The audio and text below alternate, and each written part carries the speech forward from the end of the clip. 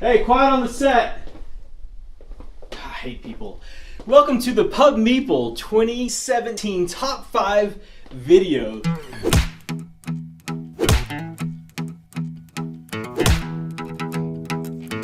We use our special board game ranking engine to come up with our own individual lists, pump it through some mysterious mathematical thing that I don't even understand, super top secret, whatever, shut up. And we come up with our top 5 video of all times. To take you to number 5, I'm gonna pass it off, fresh out of our Euros, Shuck and Gary. Hey! Oh, Yeah, so this is number 5, Agricola, which just happens to be my number 2, his number 1, which has moved up a spot for me because every time I play this game, it gets better and better and better. It is the best worker placement you can get, pretty much. I mean, that's my opinion. I feel the same. It's your opinion. I keep thinking this is like this has been my number 1 game for a while. I keep thinking, hey, someone's gonna knock it off the list, and then I'll play this game again, and I'm like, nope, it's still number 1. Just every time I play it, I enjoy it. I appreciate it. It's tense. Yeah, it's tough. A lot of people hate defeating your people thing, but I love it because it's hard and it's a challenge. Yeah, I mean, the game's so tight. I mean, it's just everything that you do is so important. Everything is important, and that makes a really good game. And for the record, this is the game my daughter always wants to play. Yeah. So I mean, I found success with out. a wide people I didn't think would love this game. Have loved this game, so I've had great experience with it. Yeah. Hey, we can move on if we want to. Yeah. what are we doing? All right. All right, your turn, Gary. So, There you go. For number 4, welcome to Deus. And Deus has been kind of a staple for the pub for a while. Yeah. But I think this is the first time it's been in our top 5 collectively. Well, we've played it quite a bit this year. We have played it quite a actually. bit due to the expansion that you Yes. got, and we just got a lot of expansion play in. And so this has been, this has been a popular game for us this year. Mm-hmm. We have actually done a review on this before, online and on the website and YouTube. And this was one of the first games that Brian even reviewed with us.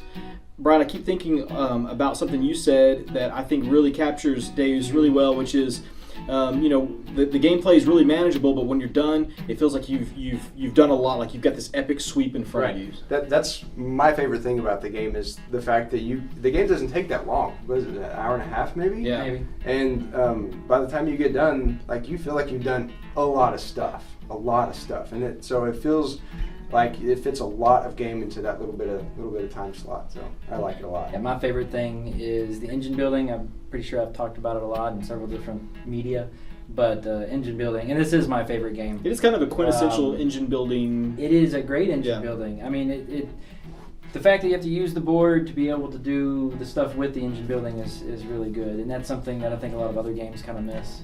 And not ever having a downturn is great too. So if you don't need your cards, get rid of them. You get something you can always in do return. something. Yeah, it feels good. It's a really, really good design, in my opinion. All right.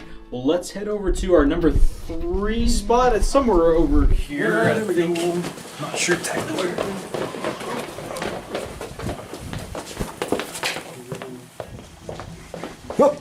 And why, hello. I've been here the whole have time. here is what is this game? I believe it's Russian Railroad. Is this the legendary Russian Railroads? No, it is. Of course, we played a lot of this game this year too. So. Yes, a lot. We actually did a lot of it online. Board did. Game Arena. If you like this game and can't get together for the game night, it's actually a great way to play this game. Right. Or you can't get a hold of it, like I have not been able to do. Yeah. Yeah. So that's kind of the sad story about this game if you haven't acquired it yet, but it is available on Board Game Arena, and we've really loved this game. So we got worker placement, very strong Euro, but the tableau is fantastic in this game as you have multiple tracks to success. And I will say that playing against you guys consecutively, we've tried different strategies. Oh yeah. And they're all valid strategies. It's not like you're there's like one really great way to win in this. Anytime you can have a tableau where like the player board where each person develops their tracks differently, but then also acquires different engineers, or if you're like Shut, grabs all the engineers. Yes. Which I mean, it's brilliant. It's brilliant. Keep doing it. Well, that's the word you used. Brilliant. Yeah. That's the word. We'll go with that. Anytime you can kind of do that, you can customize your tableau, and you can So I love that where I can kind of get my engine going a little bit differently than say another player. I love the customization. I like moving stuff around. If you like flipping switches and moving stuff along the track, this is a great worker placement experience because it is different. My favorite thing is actually the different. You have to use 2 people on one space instead of one person on a space. It's so great. I can't variable even think. worker placement thing. Yeah, And then the variable is the word I was looking for. Yes, of course. But yeah, I just like that because usually it's, put one on one spot, you're good to go. But this one you have to kind of think about: do I want to use all my guys right now to get something I really need? Like this spot, it's 3 workers. You better really know that's what you want and maximize that. It's usually you're committed. Yeah, tell me what you want. I like that one. You want the 3 worker space. I do like the 3 worker space. All right. Well, hey. Love Rush to Railroads, but we got a couple other games left to talk about, so let's head over to number 2. You got the camera. Wait, that's enough! I'm here. We know what this game is.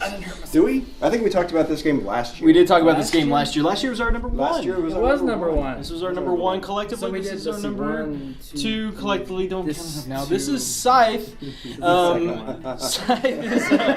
Scythe is a 4X Euro vein worker. Lots of stuff. Very machines that kill things. The first time I heard about it, it was described. It was going to be a worker placement 4X game, and so it very much has that feel to it, even if it's not as much of a traditional worker placement as. It's more like an many of them action are. selection. Yeah, where you, yeah. Yeah.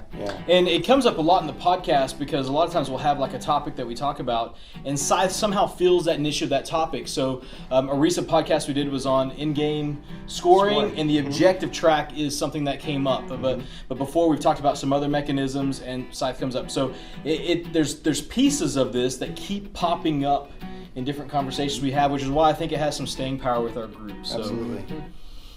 All right. Yeah. Well, and for our number 1, what we're gonna do is head around the corner here to Thank you. Yep. To around the corner. Clipz here. Now, I can't get. There we go. Okay. It always this. We good? Oh, I feel like the family photo now. got it. So Clipz is actually it's an older game. I mean, it was released several years ago now. I mean, it was released back in 2010, 2011. That's old in this hobby. Yeah. Anyway, and it's number 1 on our list this year. Yeah. Why is that, guys? Well, I think some of that is some of the way the algorithm works. I was introduced to this game this year, and whenever one of us jumps on to a new game and gets excited about it, that does kind of bump things up and down on our list a little bit. Totally. But you guys have been on this game for at least last year. Y'all knew about it, and I kind of felt like you held out on me because this is such a wonderful game. So. Actually, I had bought this game a year or more ago, sat on my shelf because I kept wanting to get it out. And I played like a rules game, and then I played a game with Proper Brian and my kids, and we loved it. And so my kids and I have played it several times, and so I just love the game. I mean, So what's going on in Clipz? How would we briefly explain how beautifully awesome this game is? it's essentially a 4X game, very thematic game. It's got spaceships, so that has that for it. But it's built around like a Euro game kind of framework almost. So it's an economic framework. Yeah. I mean, if you love Euro games and you think you might like 4X games, you probably love this game. I mean, it's all I could really say about it. Yeah. The thing that hooked me on so this game's been on my top 10 for since it came out, I think, and it's just now kind of hitting this group, which is kind of nice for me because that means everybody wants to play it, which is good for me.